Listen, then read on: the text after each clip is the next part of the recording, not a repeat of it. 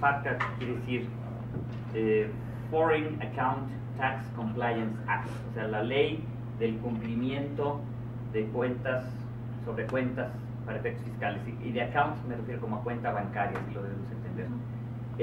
Los americanos le ponen nombre a las leyes como exposición de motivos, ¿no? Porque es una reforma al Código de Rentas Internas.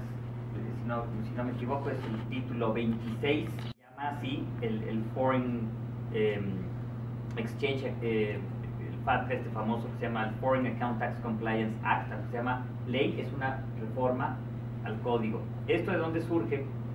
Surge de la crisis que tuvieron los americanos en los años anteriores, en el 2007, 2008, que reventaron en el tema con el 2009.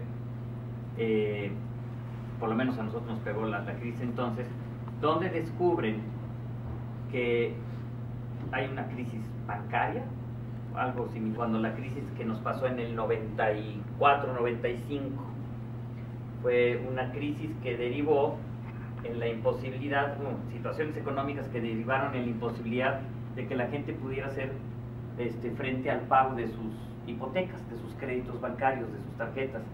Y se descubre que los bancos, como sucedió aquí y en Estados Unidos, lo mismo sucedió en México hace 20 años, era que los bancos estuvieron otorgando créditos con tal de obtener negocio sin calificar debidamente la calidad de los deudores. Si estaban dando créditos hipotecarios a cualquier persona sin mayor tema. Obviamente los bancos empiezan a cobrar estos créditos. Le pasó lo mismo que a los bancos mexicanos, pues los bancos quieren dinero, no inmuebles, ¿no? Y en una crisis es muy difícil volver a realizar el dinero.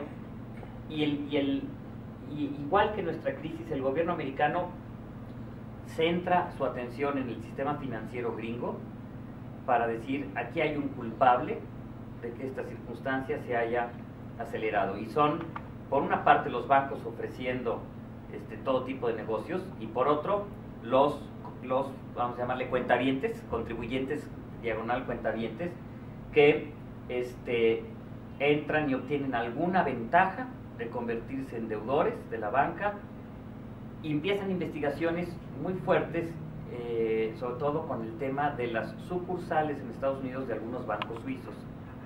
Incluso, si recuerdan, pues fue tema de la campaña primera de Obama y todo el tema de UBS, en donde estos bancos generaron esquemas muy similares a los que también hemos visto en México en otra época, donde los contribuyentes americanos tenían su dinero offshore, fuera de Estados Unidos, y estaban evadiendo impuestos. Estaban omitiendo la declaración del pago de impuestos. Entonces, en un poquito como las crisis que algunos de nosotros recordamos, pues en donde el gobierno dice, esto es un tema de la banca, la crisis del 82 también, derivó incluso en la nacionalización, y esta, la siguiente, el 94, en una renacionalización que fue el rescate a los bancos, ¿no?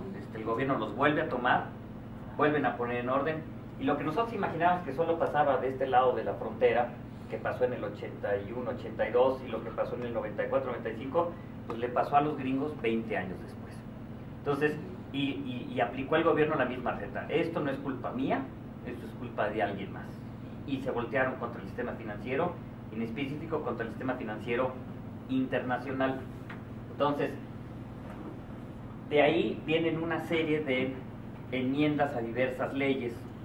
Supongamos, recordemos lo que pasó en México, se modificó la ley de instituciones, o sea, poniendo mayores candados a lo que puede hacer los bancos, y el fisco americano, el IRS, que es la agencia, digamos, equivalente al SAT, presionó, y el Tesoro, para modificar la ley y meter esta cosa FATCA, que ha generado, no solo en los Estados Unidos, sino en la comunidad financiera internacional, muchísima resistencia.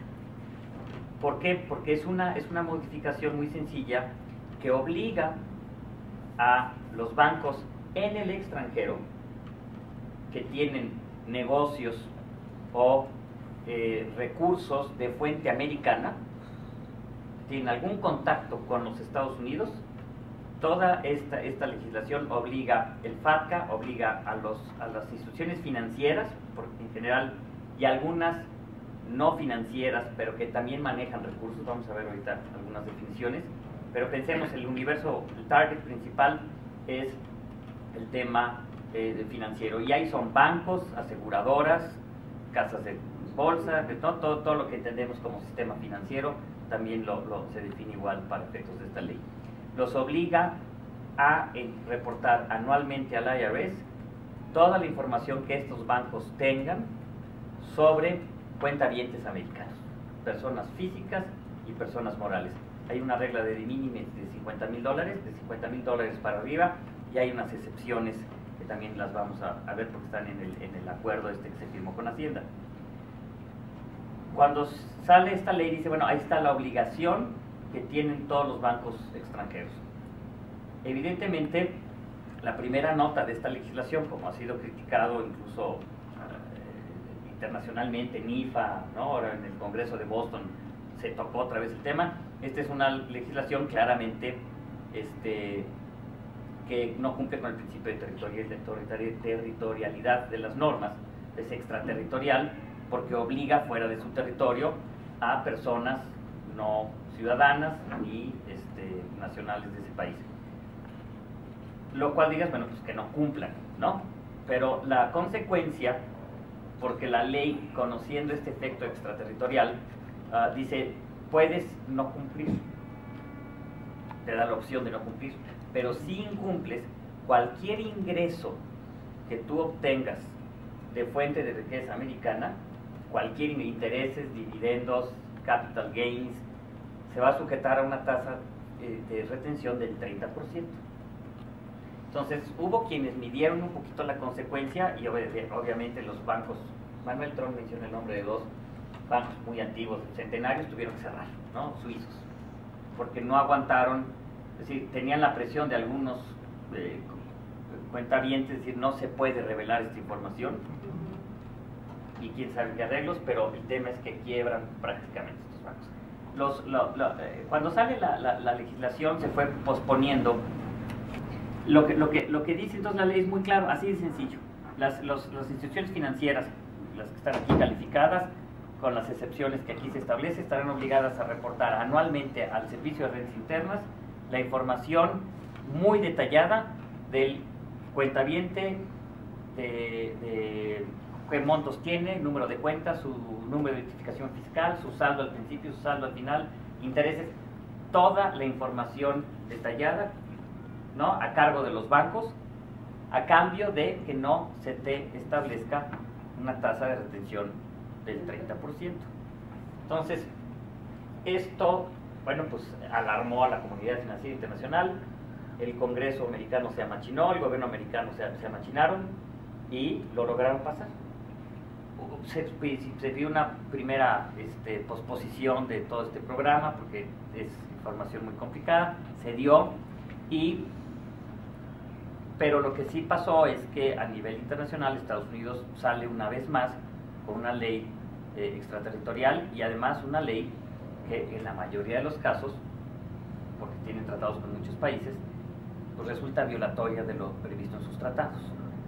Porque, pues en el caso, por ejemplo, de México, pues se negoció que tal es la tasa de retención de intereses pagados a bancos y tal es la retención de dividendos y de, ¿no? Entonces, si viene una retención del 30%, pues violenta unilateralmente lo acordado por los tratados. Entonces esto generó un tema pues, espantoso, y a los americanos se les ocurrió la muy buena idea de decir, pues vamos a lograr esto en acuerdos, para que ya no sea una decisión unilateral. Pues vamos a proponerles a nuestros treaty partners, ¿no? A los países con los que tenemos tratados, pues que esto nos lo den, pero a través de las secretarías de Hacienda de sus países. Entonces, algo que se comenta como ilegal o inconstitucional y violatorio de tratados, se resuelve muy fácil si el otro país es quien nos da la información y ya no los bancos.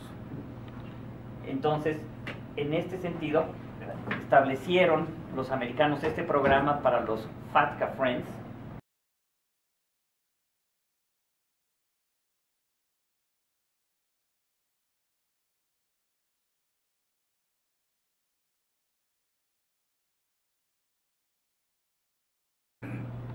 la repercusión es que si no lo hacen, el gobierno americano a BBVA Compass es el que le hace las retenciones, o cómo opera ahí. Sí, el tema materialmente, es que, ¿cómo opera la consecuencia?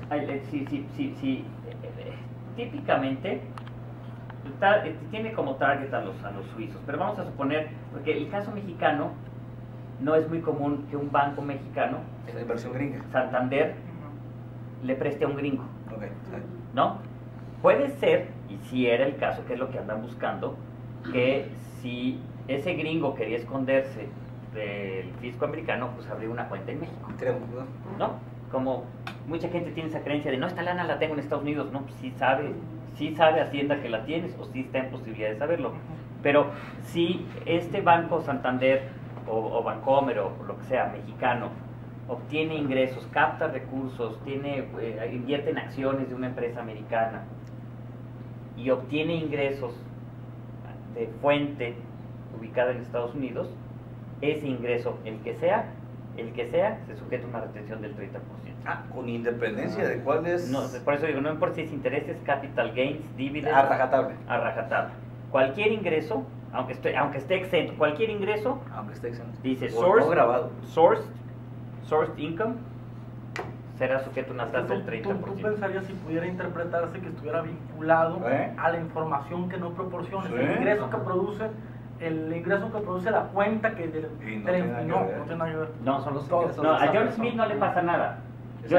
Es el banco. Ahora, el banco, al no darle información, está cubriendo a John Smith.